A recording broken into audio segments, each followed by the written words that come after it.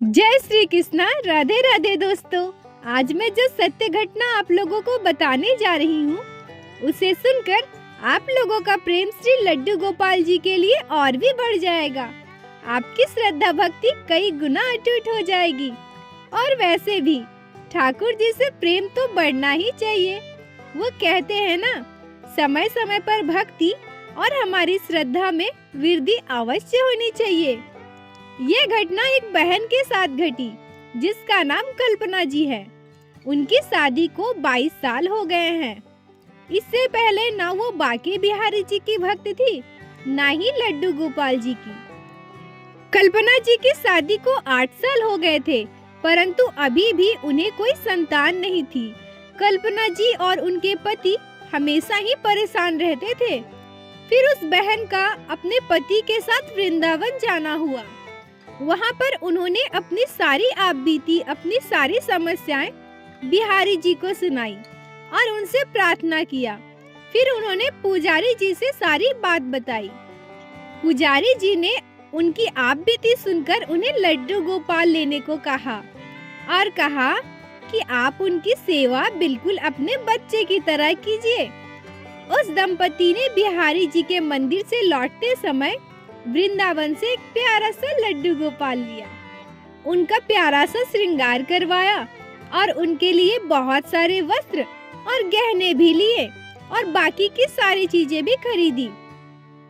घर आकर कल्पना जी लड्डू गोपाल जी को अपने पुत्र मानकर विराजमान किया और उनकी सेवा बिल्कुल अपने पुत्र के समान ही करना प्रारंभ कर दी। उनके पति सुबह ऑफिस चले जाते थे और दिन भर वंदना जी लड्डू गोपाल से लाड लड़ाया करती थी, उनकी सेवा किया करती थी, जैसे कि एक माँ अपने पुत्र का करती है। लड्डू गोपाल को घर में आए हुए 2 साल से ज्यादा हो गए थे। कल्पना जी लड्डू गोपाल को अपना पुत्र मानकर उनकी सेवा कर रही थी। उनके पति भी लड्डू गोपाल से बहुत ही प्रेम और श्रद्धा किया करते थे। उनके पति भी लड्डू गोपाल की सेवा करते थे जब भी उन्हें समय मिलता था। परंतु समस्या यह थी कि इस बहन को तो लड्डू गोपाल से बहुत प्रेम था, उनकी सेवा पुत्र के समान ही करती थी। लेकिन सास और ससुर और समाज भी तो कोई चीज होती है ना। बाहर वालों के ताने तो फिर भी कोई बर्दाश्त कर ले, परंतु उनके सास हमेशा उन्हें ताना मारा करती थी। वह कहती थी कि शादी को इतने साल हो गए, कोई संतान नहीं है, इसका कोई ना कोई उपाय तो करना ही पड़ेगा। लोगों से कहा करती थी, अगर कोई अच्छा तांत्रिक या झाड़ फूक करने वाला हो तो बताना। कितने साल हो गए, मेरी बहू को अभी तक कोई बच्चा नहीं है।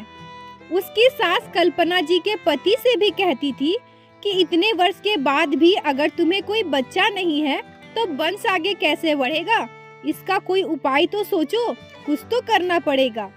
कल्पना जी इन सब तानों से परेशान हो गई थी, परंतु जीवन तो चलाना ही पड़ता है, जीना ही पड़ता है।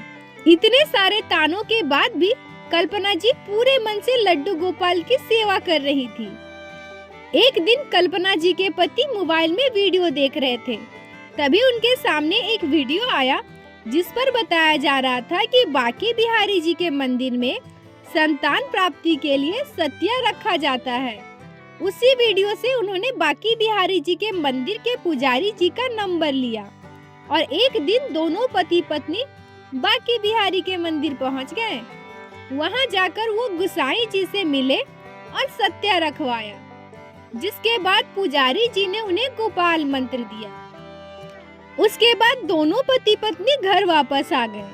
ठीक उसके 2.5 महीने के बाद कल्पना जी गर्भवती हुई। कल्पना जी ने कॉल करके पुजारी जी को यह खुशखबरी बताई। बहन के गर्भ को 90 दिन हो जाते हैं।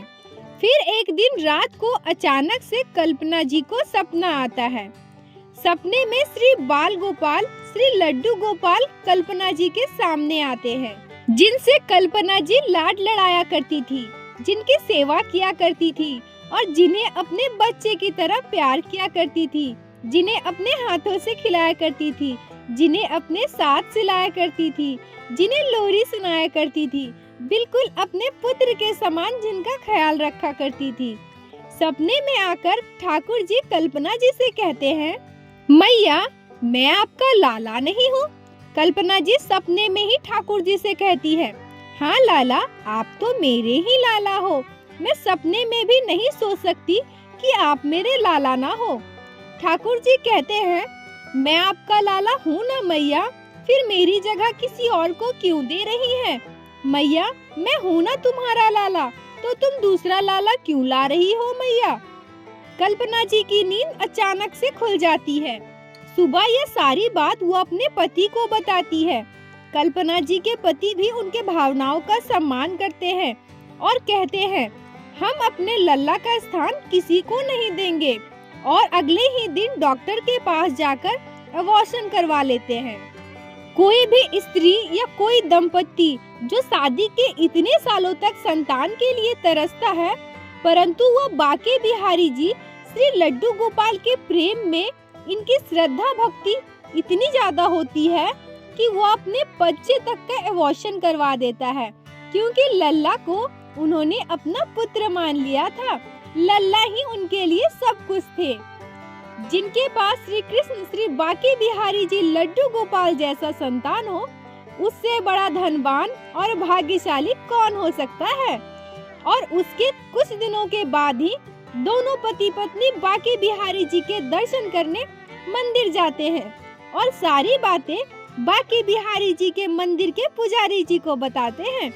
पुजारी जी उनकी सच्ची श्रद्धा और भक्ति को प्रणाम करते हैं, क्योंकि ऐसा निर्णय वही ले सकता है जिनको श्री बाके बिहारी जी श्री लड्डू गोपाल पे सच्ची श्रद्धा और विश्वास हो।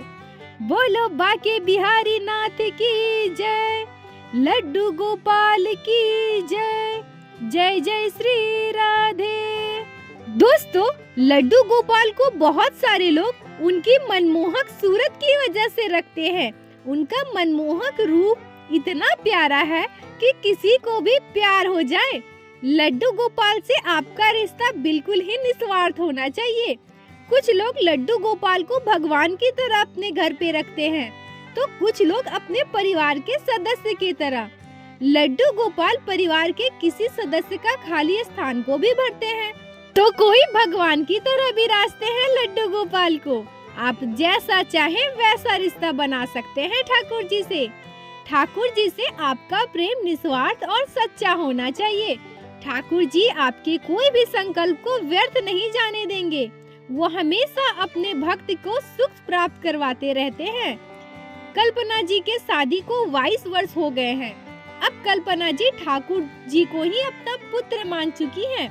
उन्हें अपने पुत्र की तरह ही लाड लड़ाया करती हैं और उन्होंने संकल्प लिया है कि मेरे पुत्र लड्डू गोपाल जी ही हैं, कोई दूसरा कभी नहीं हो सकता है।